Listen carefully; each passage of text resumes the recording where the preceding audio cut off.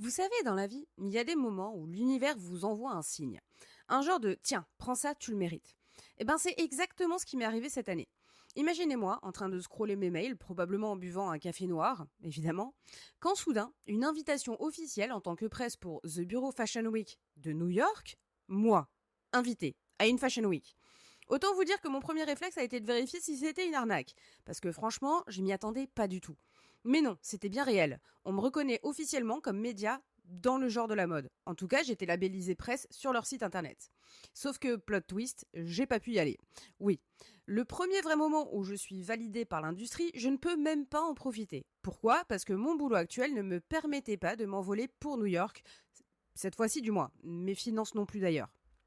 Frustrée un peu, mais reconnaissante beaucoup. Parce que si cette invitation est arrivée une fois, ça veut dire qu'elle peut revenir. Et croyez-moi, la prochaine fois, je ne laisserai pas passer l'opportunité. Mais ne vous inquiétez pas, si je n'ai pas pu y être physiquement, j'ai tout suivi de très près. On va parler des tendances et moments forts des Fashion Week de New York et de Milan, avec un focus spécial sur The Bureau Fashion Week, cette alternative qui prend de plus en plus de place dans l'industrie. Deux villes, deux ambiances, des looks à retenir et d'autres à oublier très vite. C'est parti.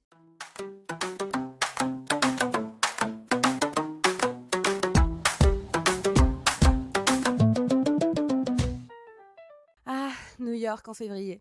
Le froid mordant, les taxis jaunes qui klaxonnent, et bien sûr, la Fashion Week qui transforme la ville en un véritable théâtre de la mode. Cette année encore, les créateurs ont rivalisé d'audace et d'innovation pour nous en mettre plein la vue. Alors qu'est-ce qui a marqué cette édition automne-hiver 2025 ?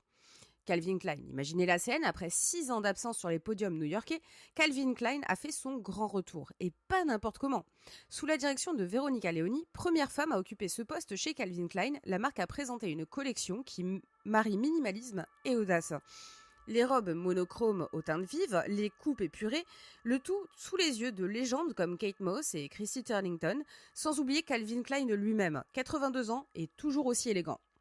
Après 5 ans d'absence, Christopher John Rogers a fait un retour remarqué à la New York Fashion Week. Sa collection intitulée Collection 015 Exile était une célébration de la joie et de l'autonomie, avec des silhouettes audacieuses et des couleurs vibrantes qui ont rappelé pourquoi il était considéré comme l'un des talents les plus prometteurs de sa génération.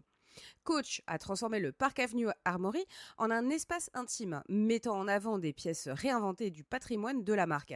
Avec le groupe indie pop de Brooklyn Nation of Language jouant en live, la collection est à célébrer l'auto-expression et la communauté, deux valeurs chères à la marque.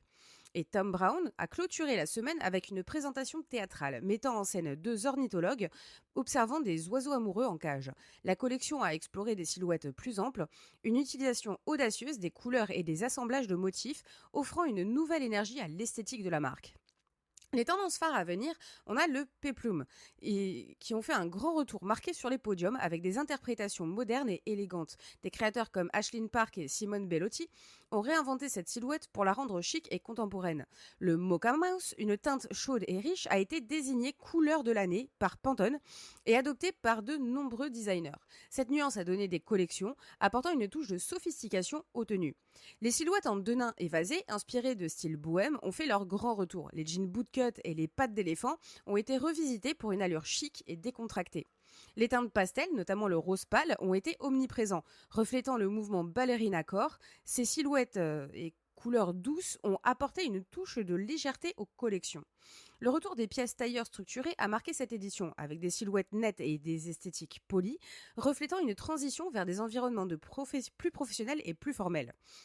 Les imprimés animaliers ont aussi fait sensation, avec des motifs léopard et zèbre utilisés de manière innovante pour ajouter une touche sauvage aux tenues. L'athléisure sophistiquée a été élevée à un nouveau niveau, avec des vêtements de sport stylés et flatteurs, combinant confort et élégance.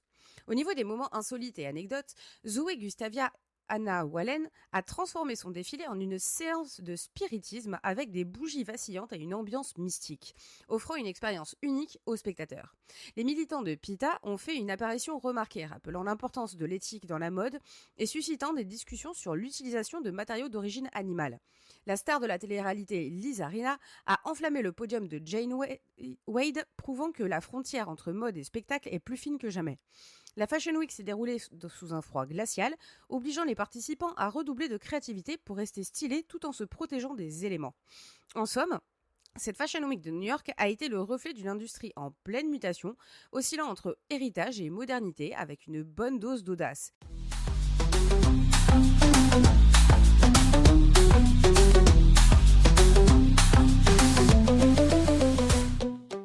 Imaginez ma surprise lorsque j'ai reçu une invitation officielle en tant que presse pour The Bureau Fashion Week New York. Moi, qui d'habitude dois me battre pour obtenir des accréditations ou ne les obtiens pas du tout, comme cette année pour la Paris Fashion Week, voilà qu'on me reconnaît enfin à ma juste valeur. Malheureusement, le destin en a décidé autrement et je n'ai pas pu y assister cette année à cause de mes obligations professionnelles et financières. Mais ne vous inquiétez pas, je me suis plongée dans les coulisses de cet événement pour vous livrer tous les secrets. Qu'est-ce que The Bureau Fashion Week ? The Bureau Fashion Week, anciennement connu sous le nom de The Society Fashion Week, est une organisation qui redéfinit l'expérience des semaines de la mode, présente dans plusieurs villes comme New York, Los Angeles, Dallas et Miami. Elle offre une plateforme aux designers établis et émergents pour présenter leurs collections dans un cadre innovant et inclusif. Du 7 au 9 février 2025, The Bureau Fashion Week a investi New York pour une série d'événements marquants. Au niveau des moments forts de l'événement, on a la diversité des créateurs. Plus de 60 designers ont présenté leurs collections, reflétant une gamme éclectique de styles et de visions. Un engagement communautaire, des ateliers pour mannequins, des castings, des collaborations avec des sponsors ont renforcé l'esprit de communauté au sein de l'industrie de la mode. Et enfin, l'expérience des participants, les invités ont eu accès à des salons VIP, des after-parties officiels et des démonstrations de produits, offrant une immersion complète dans l'univers de la mode. On va zoomer sur quelques collections marquantes, notamment Chrissy King Country Club Collection.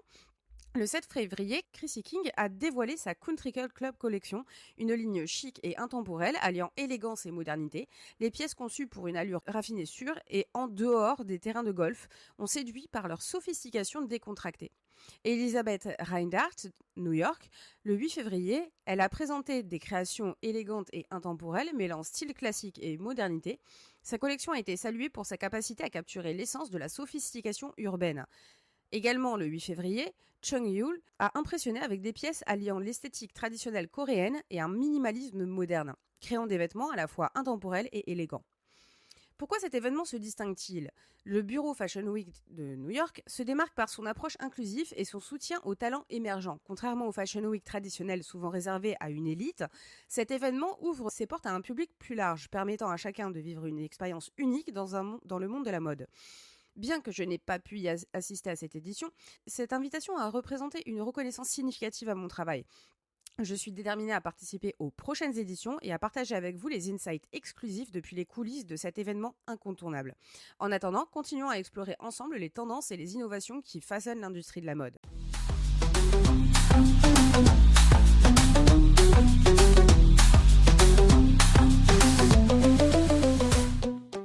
Milan, la ville où la mode coule dans les veines de ses habitants autant que l'expresso dans leur tasse. Cette année, la Fashion Week de Milan a une fois de plus prouvé pourquoi elle est l'une des capitales incontestées de la mode. Entre opulence, innovation et hommage aux icônes du passé, plongeons ensemble dans les moments forts de cette édition automne-hiver 2025. Donatella Versace a livré un spectacle flamboyant, fidèle à l'ADN de la maison, les imprimés baroques au pull, les boucles audacieuses, les motifs animaliers saisissants et les robes en maille métalliques ont dominé le podium, rappelant l'essence même du glamour italien. Cette collection a été perçue comme une célébration de l'héritage de Versace, en contraste marqué avec les tendances minimalistes actuelles. Max Mara a puisé son inspiration dans les Landes du Yorkshire et l'univers des sœurs Brontë. La collection a mis en avant des silhouettes sombres et chics, reflétant une quête de confort et d'intimité. Les pièces maîtresses comprenaient des manteaux enveloppants, des ensembles monochromes incarnant une élégance discrète. Sous la direction de Miuccia Prada et Raf Simons, Prada a exploré une nouvelle définition de la féminité. La collection a présenté des silhouettes innovantes, transformant les formes classiques pour refléter une esthétique contemporaine. Les tissus luxueux, les coupes précises ont illustré une vision moderne de l'élégance. En l'absence d'un directeur créatif permanent, Gucci a revisité les archives de la maison, proposant une collection qui mêlait des éléments de différentes époques. Cette approche a offert une perspective nostalgique tout en préparant le terrain pour l'avenir de la marque. Sportmax a présenté une collection sur la fonctionnalité avant-gardiste, avec des designs futuristes et des silhouettes épurées. Cette hyper-réinvention a mis en lumière l'engagement de la marque envers l'innovation et la modernité. Maintenant, en termes de tendances phares à retenir, Les manteaux en fausse fourrure ont fait un retour en force, adoptés par de nombreuses maisons pour leur aspect luxueux et leur engagement éthique. Cette tendance a été bien accueillie par les nouvelles générations soucieuses de l'environnement. Contrairement à la sobriété observée ailleurs, Milan a embrassé une esthétique du plus c'est plus, avec des designs riches en détails, en textures et en couleurs.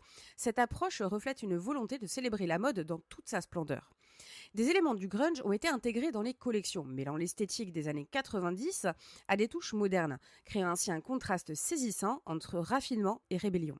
En termes de moments insolites et anecdotes, la Fashion Week de Milan a attiré des stars mondiales, renforçant son statut d'événement incontournable. Naomi Campbell, par exemple, a été aperçue lors du dîner Aka Fighi et Vogue Italia, ajoutant une touche de glamour supplémentaire à l'événement. Et vous me connaissez, je ne peux pas parler de la Milan Fashion Week sans parler de Pang Chan qui était présent au défilé de Fendi et Yun Chin qui était à celui forcément de Versace.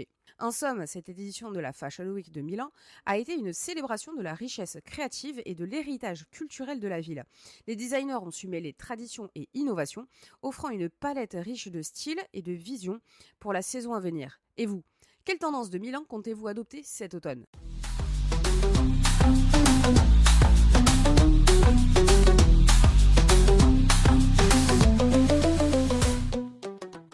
Alors, qu'est-ce qu'on retient de cette saison des Fashion Week à New York et à Milan en attendant celle de Paris qui commence cette semaine ?